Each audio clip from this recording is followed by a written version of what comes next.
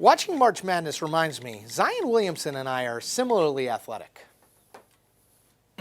What's so funny? He's a skinny guy with a funny name, and he's the hottest name in Democratic politics. Sounds like I'm describing this guy, right? It's actually this guy. That guy is Pete Buttigieg. That's B-U-T-T-I-G-I-E-G. Boom, nailed it. Ding! Booed edge edge. That's how you say it, except fast, like it says on the t-shirts his campaign sells. They really do, look. Honestly, just call him Mayor Pete. It's a lot easier, rolls off the tongue. When Mayor Pete started running for president in early 2019, people, they weren't calling him much of anything because, well, they had no idea who he was. Unlike bold-faced names like Beto O'Rourke or Bernie Sanders or Joe Biden, Mayor Pete was considered a very minor player in the very crowded 2020 sweepstakes. After all, he is young, 37 years old, relatively inexperienced politically. His highest office is his current one, mayor of South Bend, Indiana, and has a last name that is harder to pronounce than Cillizza. Cillizza. Except that politics is an unpredictable business, and voters have a tendency of sometimes surprising you. The Buttigieg bump, again, began around early March when Mayor Pete did a town hall that was hosted by CNN, I know self-serving but accurate, at the South by Southwest Festival in Austin, Texas. The mayor got the sort of exposure he hadn't been able to generate to that point, and he honestly nailed it. I have more years of government experience under my belt than the president. That's a low bar, I know that. I also got more years of executive government experience under my belt than the vice president, and more military experience than anybody to walk into that office on day one since George H.W. Bush. So I get that I'm the young guy in the conversation, but I would say experience is what qualifies me to have a seat at this table. He was funny, smart, and above all, spoke and seemed like a normal person. Suddenly, Buttigieg was everywhere. Where are you on the ideological spectrum? I consider myself a pretty strong progressive, but I also don't consider the left-center spectrum to be the most useful way to look at our politics right now, because I think it's gotten jumbled up both by the current president and by the pace of change. After that appearance, Joe Scarborough said that there hadn't been so much reaction to a guest on his show since, well, this guy. A clip of Buttigieg speaking Norwegian, he's conversant, because of course he is, with a reporter from Norway, then went viral. Jeg glemte så mye av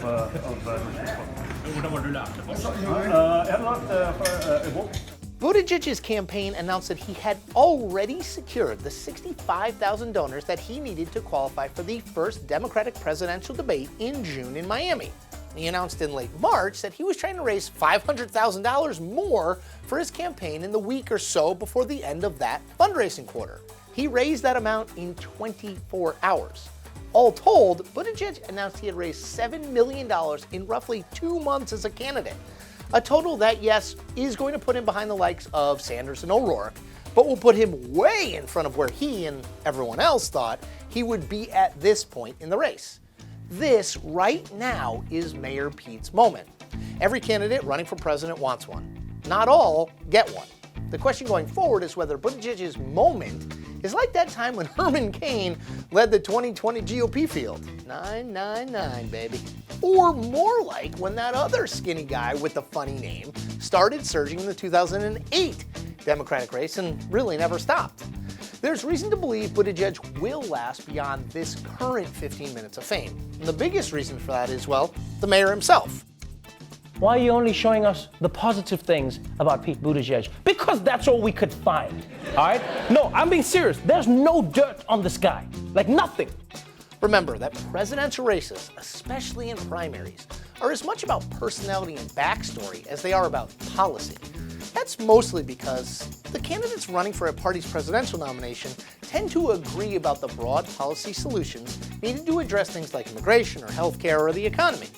The way that you stand out in a field, where everyone has very similar policy plans is by the force of your life story and the way in which you tell that life story. And Buttigieg, though he's only 37 years old, has a hell of a story to tell. He's a Harvard grad, a Rhodes Scholar. He was deployed in Afghanistan for 7 months in 2014 and was a naval reservist until 2017. He was elected mayor of his hometown at age 29. He is both gay and married. In short, there's lots of there when it comes to Mayor Pete.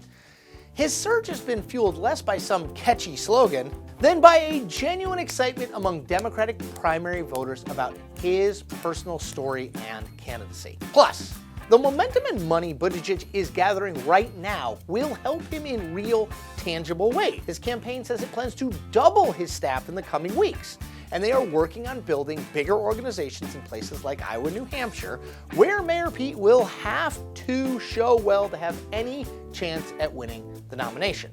Now, before we get too far ahead of ourselves, and I just said any chance at winning the nomination, it is worth remembering this. No one, absolutely no one, will be voting until late January or early February 2020, which is still a very long time from now. Mayor Pete may be the flavor of this month, but he's unlikely to be the only lesser-known candidate who experiences a bit of a boom between now and next year.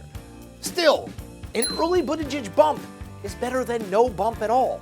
And lots of Mayor Pete's fellow 2020 candidates would love to have the sort of run he's been on recently.